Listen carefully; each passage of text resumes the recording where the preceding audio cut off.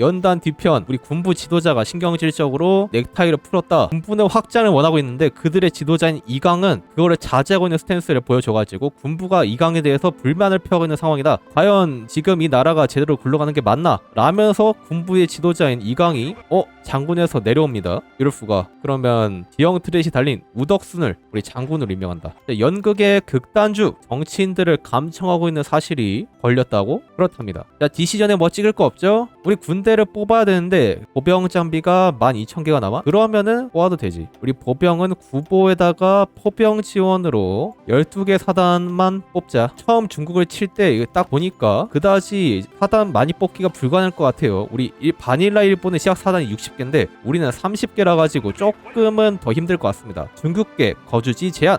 중국계 인물들에 대한 거주지 제한 정책을 펼치고 있는데 안정도냐 전쟁 지도냐. 근데 안정도는 지금 노동환경 개선으로 올리고 있는 상황이니까 우리는 전쟁 지도를 올려줍시다. 소비재가 왜 이래? 이럴 수가. 민간 공장이 2개 남아? 헐리. 정치력 모아가지고 우리 정치 고문이나 한 명 더 임명할까요? 어디 보자. 쓸만한 친구가 다음으로 재정 전문가를 임명해 주기 전에 전쟁 지도가 살짝 애매하거든요. 이거 전쟁 나면은 100% 전쟁 지도 이거 50% 아래로 내려가가지고 우리 막 군부가 어쩌저쩌고 샬라샬라 할 거기 때문에 전쟁 지도를 올려주는 정치 고문이 얘밖에 없니? 여기 박상진 이따 임명합시다. 자, 규슈 문제. 규슈 쪽에서 지금 문제가 발생하고 있다. 우리의 의지에 반하는 사건들이 발생하고 있는데 전쟁 지도를 올릴 거냐 안정도를 올릴 거냐. 전쟁 지도를 올려. 안정도는 디시전을 올릴 수 있어. 하지만 전쟁 지도는 전쟁 전까지 디시전으로 못 올려. 전쟁 지도가 더 중요하다. 그리고 우리 수송기가 아마 공수부대 9개 기준으로 한 50개가 넘어야지 공수가 가능하거든요. 그래가지고 빨리 수송기와 부대를 뽑아야 됩니다. 자, 외치 중점이 통과되고 내격 작전의 실시 일자는 언제쯤으로 생각하냐? 2년에서 3년 뒤. 3년 뒤는 너무 느리다.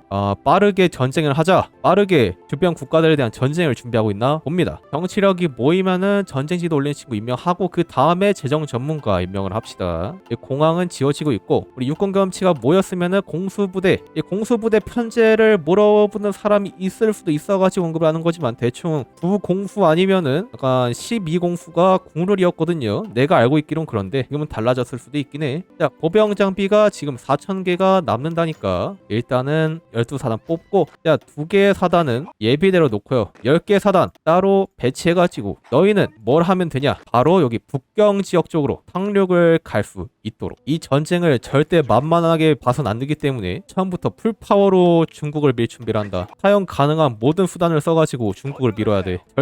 절대 방심하지 마. 좋았어, 완벽해. 자, 전선에서는 30개 사단이 밀어내고 10개 사단이 상륙을 가고 나머지 사단들은 예비대로 놔가지고 우리의 중국을 밀어봅시다. 방심하면 우리가 진다. 아무리 보통 난이도라고 하더라도 절대 방심하지 마. 전함과 잠수함 나온 것들 전부 다 알아서 배치를 해주도록 하고요. 중국 전쟁을 기다려주시면 될 것 같습니다. 자, 화교 배처 운동의 끝. 이러면서 드디어 이벤트가 끝나고 한민 쪽을 제외한 제국의 모든 이들은 이 일을 끝까지 기억할 것이라고 합니다. 약간 불안한데? 불안해. 뭐야 저거. 저 문구 왜 이래. 자, 레이더 연구에 끝까지 기억한다고 젠장 나중에 반란 일으키는 거 아니야? 자, 정치 고문으로 선전의 대가 임명하고 그 다음에 재정 전문가 임명하면 되겠죠. 우리 안정도 50%, 전쟁지도 56%. 살짝 지금 이것도 불안하긴 해. 원래는 전쟁 전에 한 70%는 넘어야지 전쟁 시작하고 나서 디시전 찍으면서 50%를 넘기는데 이대로라면 전쟁 시작하고 나서 약간 조절이 힘들 것 같은데. 방공협정 원래는 거절하는데 역사적으로 가고 싶으니까 참여를 해주도록 할게요. 근데 공장이 안 지어진다. 젠장. 우리 노동환경 개선 끝난 거 맞지? 아직 하고 있구나. 어쩐지. 자, 일본은 그리고 통일을 위한 마지막 전쟁에 들어섰고요. 마지막 정리. 이제 폐허가 된 곳에 지어지는 건물을 바라면서 이강은 속으로 안도의 한숨을 쉬었다. 이강 본인의 권력 기반은 매우 취약하지만 국가가 극우화되어가지고 이 분노가 나라가 안 좋아지는 방향으로 흘러갈까봐 굉장히 분개하고 있다. 그리고 불안해하고 있다 라네요. 일단 정권을 잡았는데 얘네들이 너무 극우화가 되어버려가지고 이상한 짓거리를 할까봐 굉장히 노심초사하고 있는 것 같습니다. 근데 우리 소비재가 말이 안 되는데? 우리 경제법을 바꿔야겠어. 다음으로 경제법 바꾸러 갑시다. 재정 전문가보다 경제법 바꾸는 게 먼저일 것 같은데. 자, 그 와중에 일본은 북부에 있던 일본 세력과 전쟁에서 이겼네요. 기갑 조금 연구할까? 그래, 이따가 차라리 보병 국경에다가 기갑을 조금 썩는 스마로 아예 밀어버리는 것도 나쁘지 않을지도. 일본 통일 전쟁은 현재 진행 중이고요. 우리는 빠르게 군대를 키워가지고 중국을 이길 준비를 해야 됩니다.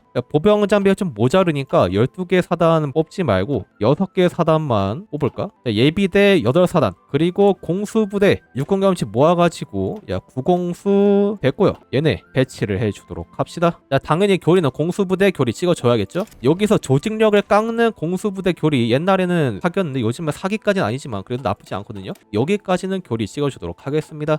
그 와중에 일본이 센다이본을 항복시키면서 점점 통일에 다가가고 있고요. 일본이 해군이 좀 있네. 나름 한국 포지션이긴 한데 나름 섬나라라 그런가? 해군이 좀 있구나. 전함이 무려 2대? 이야. 건조 이병무라는 사람이 지금 통제파의 수장이라고? 지금 세대들은 승전 이후의 세대들이다. 폐하께서 내각에게 정권을 일임한 이후에 머리가 굳은 세대다. 대전쟁의 구름이 천하에 뭉게뭉게 피어오르고 있다. 이병무는 재앙을 겪지 않은 행운을 누렸으나 군주와 가족들은 아니었다. 이병무가 사망했답니다. 저런 전쟁이 지금 회의적인 주변 사람들 다 처리하고 있는 거야? 무섭다 무서워. 나라가 미쳐 돌아가고 있어. 젠장. 공수부대 바로 배치하고 공항에다가 기로 하고요. 우리의 수송기 몇 개가 나왔나요? 36개. 살짝 부족한데? 빨리빨리 뽑아. 시간이 없어. 버마 행정 분리? 인도와 버마의 행정을 분리했다고? 아하 그렇군. 원래 분리되어 있는 거 아니었니 근데?